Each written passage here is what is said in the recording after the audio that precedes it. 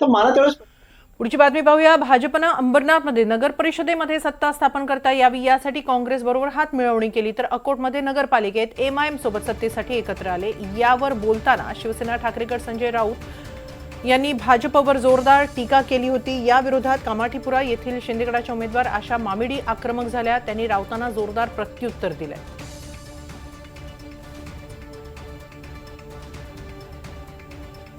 राऊतांनी बोलताना विचार करून बोलावं असं मामिडी यांनी म्हटलेलं आहे.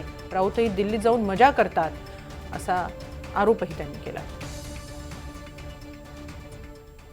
शिवसेना ठाकरे गटाचे नेते संजय राऊत यांनी एक वक्तव्य केलेलं होतं. भाजप ही कामाटापुरा झालेली आहे, कोणीही या अशा पद्धतीचे जे वादग्रस्त वक्तव्य जे आहे त्यांनी संजय राऊतांनी केलेलं होतं. आणि त्या वक्तव्याविरोधात आपण या ठिकाणी बघतोय शिवसेना शिंदे गटाचे ज्या नेत्या आहेत आणि या ठिकाणच्या उमेदवार आहेत आशा मामिडी या आक्रमक झाल्याचं पाहायला मिळतं. आपण त्यांच्याशी बातचीत करणार आहोत.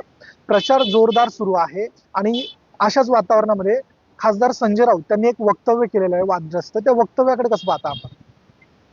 संजय, प्रथम मी NDTVचे मनापासून धन्यवाद मानते की तुम्ही ती बातमी मीडियाकडनं बघितल्यानंतर तुम्हाला असं वाटलं की खरंच महिलांचा कुठेतरी अपमान होतोय आणि म्हणून तुम्ही इथं आलात.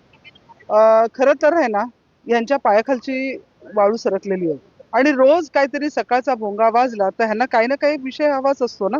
तर मग आता कुठला विषय घ्यायचा, तर मग तो हा विषय. तर आक्रमक झालेला होता, भांडुपला जाईपर्यंतची भाषा केली होती आपण.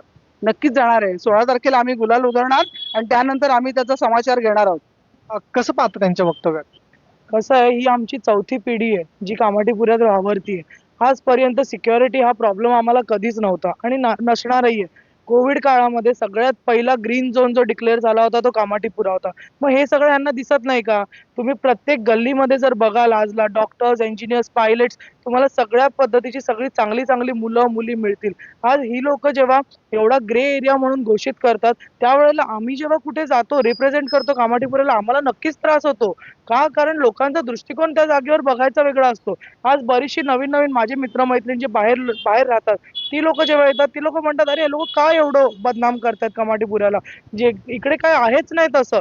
आणि तरी आणि जर एवढं मोठं पद तुम्ही घेऊन बसलाय, एवढं तुम्ही म्हणताय आम्ही एका मोठ्या पक्षाचे नेते आहोत, असं वक्तव्य करण्यापूर्वी थोडा विचार तरी करावा. तुम्ही आमच्याशी बातचीत केली.